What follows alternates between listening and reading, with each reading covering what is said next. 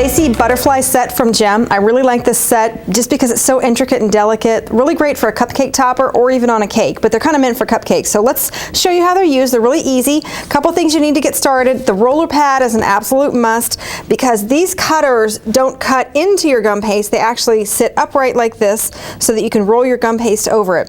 The other thing you're really going to need is the scriber needle and of course your rolling pin. So 3 different types of gum paste that really work well with the Gem cutters.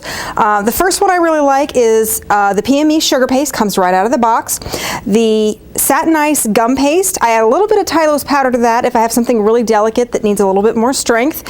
And then the gum paste recipe from Carrie Biggers, and you can find that on the Sweetwise website on our bulletin board under recipes. She was kind enough to let us put that there. So let's get started on these. Really easy to use. Today I'm using Satin Ice gum paste. I had a little bit of Tylose powder in it and some color, obviously.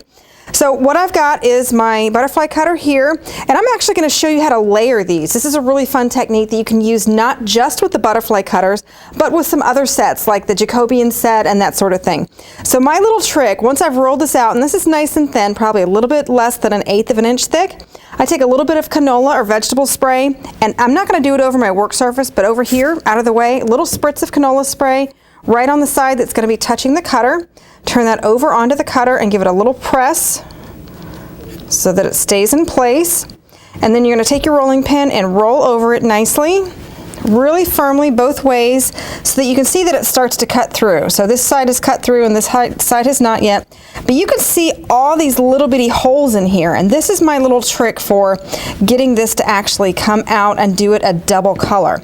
So I'm going to take this off, and here's what's fun. I'm going to take my scribing needle and start pulling these little insets out. And I won't do every single one of these in this video, just enough for you to get the gist of it. But I'm taking all these, see, I'm just grab with my scribing needle and take these little pieces out. All right, we'll stop there just so you can see what I'm talking about.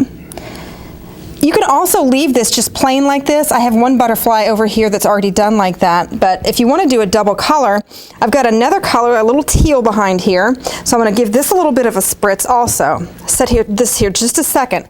Now I want this to really grab this, so I don't want it just laying on top. I really want it to grab, so I'm going to take a little bit of my gum glue, and we have another video on how easy it is to make this.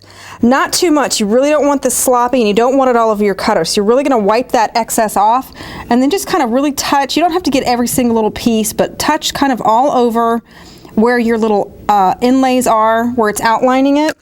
And then that way, when you go to lay this over the top of it, it's going to grab where that gum glue was, and it's really going to come all one piece.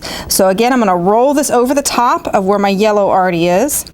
And of course, at home, you will have taken the time to pull all of those little insets out, but here I won't take the time to do that, just so you can see what we're doing.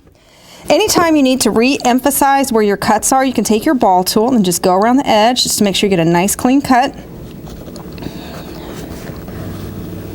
All right, and then you can pull that off. There we go. And then take your scribing needle, and you're just going to kind of grab the wing there and pull back. And you can see how pretty it is when it has a double layer on there. Isn't that great? All right, so let's take a look over here at this one that's already done. See, this is the same type of setup. This I just dried on a former, but you see how lacy this is, where you can just see right through it? So that's kind of where you get the name for it, the Lacy Butterfly set. But I think, again, these look great either on cupcakes or on a cake as well, but 4 different designs come in the set, so take a look at those. Hope you have fun with it. Thanks for watching.